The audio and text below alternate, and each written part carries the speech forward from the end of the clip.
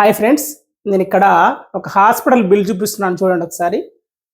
మీరు గమనిస్తే చూడండి ఒకసారి రూమ్ చార్జెస్ చూడండి ఎంత ఉన్నాయో. తర్వాత డాక్టర్ ఫీ చూడండి.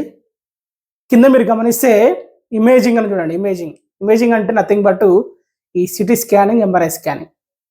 ఓకే, సో ఒక ఎంఆర్ఐ స్కాన్ చేస్తే, ఒక సిటీ స్కాన్ చేస్తే ఎన్ని డబ్బులు అవుతున్నాయో చూడండి. చూసారా బయట ఇంత ఉంటుందా అండి? సో ఇది ఒక కార్పొరేట్ హాస్పిటల్ బిల్లు. నేను ఆ హాస్పిటల్ పేరు చెప్పదలుచుకోలేదు. ఓకే, ఎందుకంటే ప్రతి కార్పొరేట్ హాస్పిటల్లో ఇలానే ఉంటుంది. ఇప్పుడు మనము ఈ హాస్పిటల్ బిల్లులు చూసి మనం హాస్పిటల్ వాళ్ళని తిట్టుకుంటూ ఉంటాం కదా, ఇంత బిల్స్ వేశారు, ప్రజల సొమ్మును దోచుకుంటున్నారు, రక్తంలా తాగేస్తున్నారు అని చెప్పి అనుకుంటూ ఉంటాం.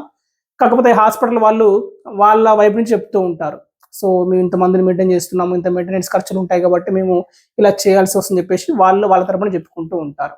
మనకు కూడా అనిపిస్తుంది కదా, మంచి కార్పొరేట్ హాస్పిటల్లో వైద్యం చేయించుకోవాలి అనిపిస్తూ ఉంటుంది. కానీ ఈ బిల్లులు చూసిన తర్వాత అసలు ఆ జోలికి పోము, అసలు ఆ ఏరియాకే పోము మనం.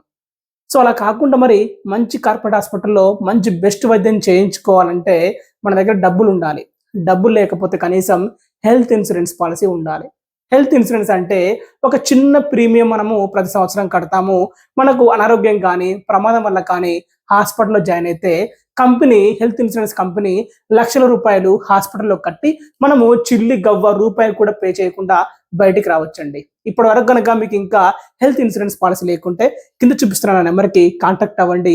బెస్ట్ హెల్త్ ఇన్సూరెన్స్ పాలసీ తీసుకోండి ఫ్రెండ్స్. Thank you friends.